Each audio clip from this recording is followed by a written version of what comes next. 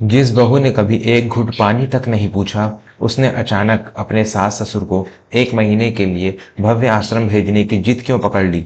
जब बेटे को बहू की इस महानता के पीछे का खौफनाक सच पता चला, तो उसके पैरों तले जमीन खिसक गई। दीनानाथ जी और उनकी पत्नी कौसल्या जी का जीवन उनके बेटे राघव के इर्द-गिर्द ही घूमता था। राघव एक सिविल इंजीनियर था, जिसकी नौकरी अक्सर उसे महीनों तक शहर से दूर बड़े पुलों और बांधों के निर्माण स्थलों पर रखती थी। घर में दीनानाथ जी, कौसल्या जी और उनकी बहू स्मृति ही रहते थे।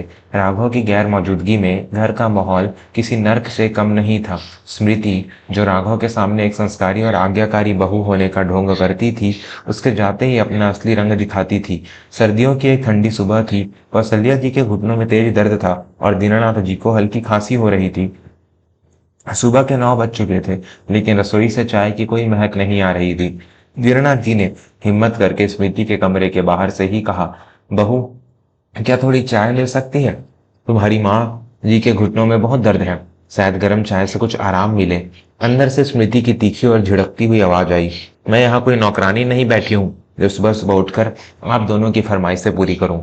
हाथ पैर सलामत है, खुद जाकर बना लीजिए। और हाँ, दूध कम इस्तेमाल कीजिएगा। मुझे शाम को अपने लिए खीर बनानी है। दीनानाथ जी चुपचाप रसोई में गए और पानी उबालकर उसमें चाय पत्ती डालकर अपनी पत्नी के लिए ले आए। बिना दूध की चाय देखकर कौसल्या जी की आंखों में आंसू आ गए, लेकिन उन्होंने अपने पति का हाथ पकड़कर कहा, आप क्यों परेशान होते हैं? यह चाय तो अमृत के समान है। हमारा राघव आएगा तो सब ठीक हो जाएगा। दोपहर के समय भी यही सिलसिला रहता। स्मृति अक्सर रात की बची हुई सूखी रोटियां और पानी जैसी दाल उनकी थाली में पटक कर चली जाती।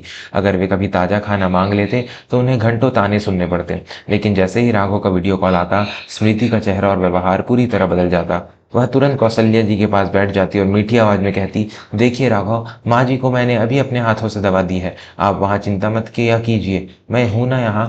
राघव यह सब देखकर बहुत खुश होता। उसे लगता कि उसकी पत्नी उसके माता पिता का अपनी संगी संतान से भी ज्यादा ध्यान रखती है। दीनानाथ जी और कौशल्या जी राघव के सुखी ये खुशी के लिए चुप रह जाते।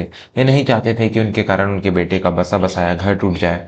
लेकिन एक दिन अचानक सब कुछ बदल गया। राघव के जाने के कुछ महीनों बाद स्मृति का व्यवहार रातों रात बदल गया। वह सुबह जल्दी उठकर उनके लिए नाश्ता बनाने लगी। एक दिन उसने दीनानाथ जी के सामने गर्म दूध का गिलास रखा और बहुत ही प्यार से बोली, पिताजी, मैंने सोचा है कि आप दोनों ने जीवन भर बहुत कष्ट सहे हैं। अब आप दोनों को थोड़ा भगवान का ध्यान और तीर्थ यात्रा करनी चाहिए।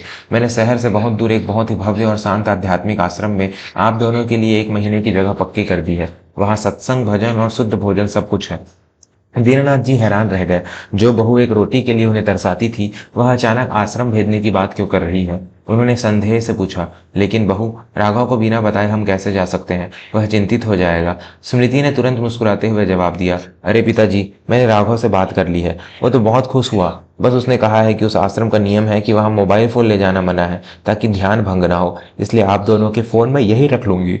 आप बस वहां भगवान का नाम लीजिए। अगले ही दिन स्मृति ने एक गाड़ी मंगवाई। दोनों बुजुर्गों का थोड़ा सा सामान एक पुराने सूटकेस में डाला और उन्हें लेकर निकल पड़ी। गाड़ी शहर से बहुत दूर अनजान रास्ते से होती हुई एक सुनसान इलाके में पहुंची। वहां एक पुरानी टूटी फूटी इमारत थी, जिसके बाहर कोई बोर्ड नहीं लगा था। इमारत की दीवारें जर्जर थीं और वहां से एक अजीब सी दुर्गंध आ रही थी। दीनानाथ जी ने घबरा कर पूछा, बहू, यह कैसा आश्रम है? यहाँ तो कोई मंदिर या सत्संग भवन नहीं दिख रहा। स्मृति ने कठोर आवाज में कहा, यह तपस्या का आश्रम है। यहाँ सुख सुविधाएं नहीं, त्याग सिखाया जाता है। अब चुपचाप अंदर जाइए। 1 महीने तक यहीं आप दोनों का घर है। स्मृति ने वहां के एक रूखे से आदमी को कुछ पैसे थमाए और बिना पलट कर देखे गाड़ी में बैठकर वापस चली गई।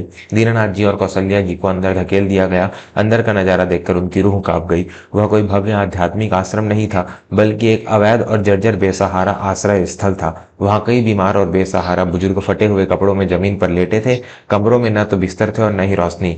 रात हुई तो उन्हें खाने में सड़े हुए चावल और पानी मिली हुई पतली दाल दी गई। ठंड के मौसम में ओढ़ने के लिए केवल एक फटा हुआ कंबल था।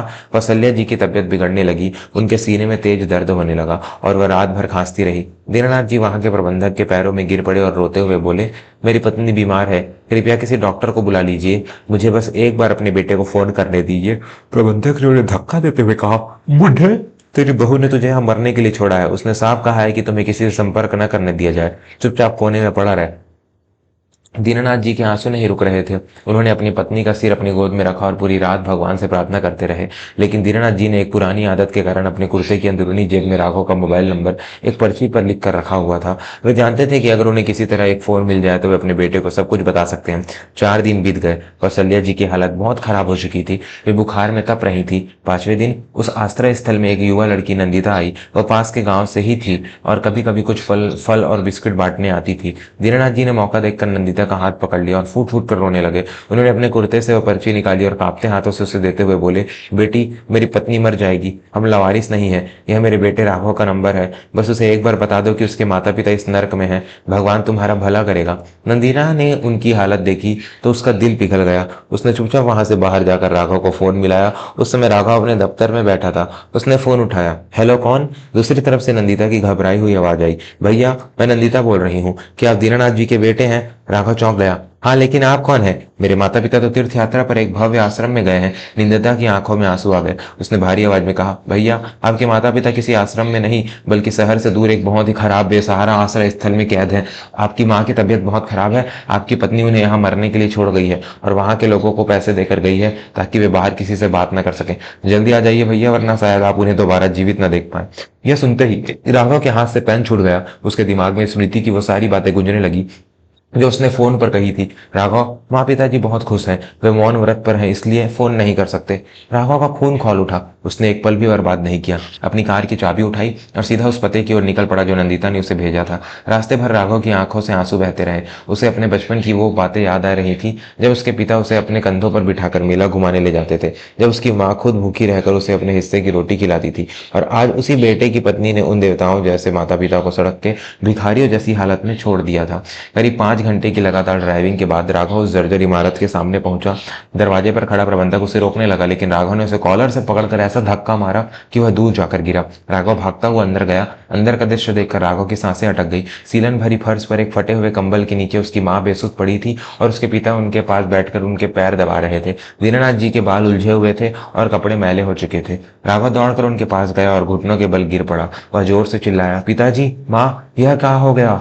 दीनानाथ जी ने जैसे ही अपने बेटे को देखा, उनकी सूखी आंखों से आंसुओं का सैलाब फूट पड़ा। वे राघव के गले लग गए और बच्चों की तरह सुबकते हुए बोले, बेटा, मुझे माफ कर दे, मैं तेरी माँ को नहीं बचा पा रहा हूँ, वो बहुत बीमार है, हमें यहाँ से ले चल बेटा, हमें यहाँ नहीं रहना। राघव का कलेजा फट गया। उसने अपनी माँ को गोद में उठाया और रोते हुए कहा, मुझे माफ कर दीजिए पिताजी, मैं अंधा हो गया था, मैं सब कुछ ठीक कर दूंगा, अब कोई आपको मुझसे दूर नहीं कर सकता। राघव ने तुरंत अपनी गाड़ी निकाली और अपनी माँ को शहर के सबसे अच्छे अस्पताल में भर्ती कराया। डॉक्टरों ने कहा कि अगर कुछ घंटे और देर हो जाती तो कौशल्या जी को बचाना नामुमकिन था।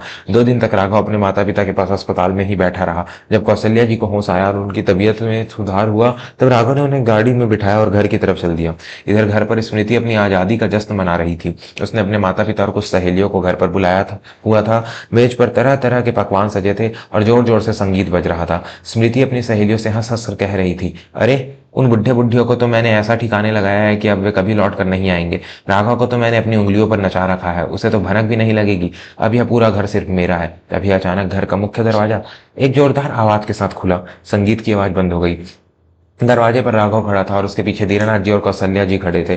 स्मृति के हाथ से जूस का गिलास छूटकर जमीन पर गिर गया। उसके चेहरे का रंग पूरी तरह उड़ गया। वह हकलाते हुए बोली, राघव, तुम तो अगले महीने आने वाले थे, और माँ पिताजी, आप लोग आश्रम से कब आए?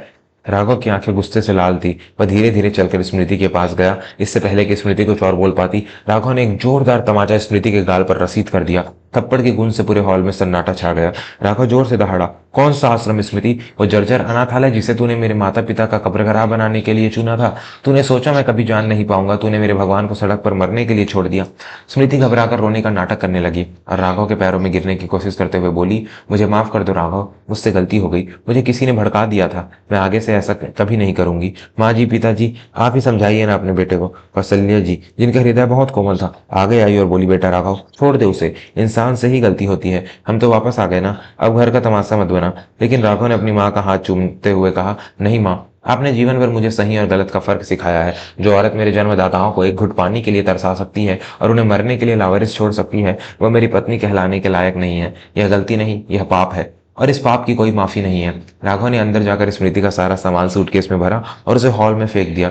उसने अपनी मेज से कुछ कागजात निकाले और स्मृति के मुंह पर मारते हुए कहा, यह तलाक के कागजात हैं। मैंने अपने वकील से बात कर ली है। अब तेरा इस घर से और मुझसे कोई रिश्ता नहीं है। अपने ये पकवान उठा, अपनी सहेलियों को साथ ले और तुरंत मेरे घर से निकल जा। अगर 1 मिनट भी और रुकी तो मैं पुलिस को बुलाकर तुझे हत्या के प्रयास में जुर्म में जेल भिजवा दूंगा। स्मृति के माता पिता ने भी राघव से बहुत मिन्नतें की, लेकिन राघव टस से मस नहीं हुआ। स्मृति को अपना सूटकेस लेकर अपमानित होकर उस घर से हमेशा के लिए बाहर निकलना पड़ा। जिस घर पर वह राज करना चाहती थी, वहां से उसे हमेशा के लिए बेदखल कर दिया गया। राघव ने अपने माता पिता के पैर छुए और रोते हुए कहा, मुझे क्षमा कर दीजिए। मैं दुनिया के पुल तो बनाता रहा, लेकिन अपने ही घर के रिश्तों को नहीं समझ पाया। आज से मैं कहीं नहीं जाऊंगा, मेरी दुनिया आप दोनों के चरणों में ही है।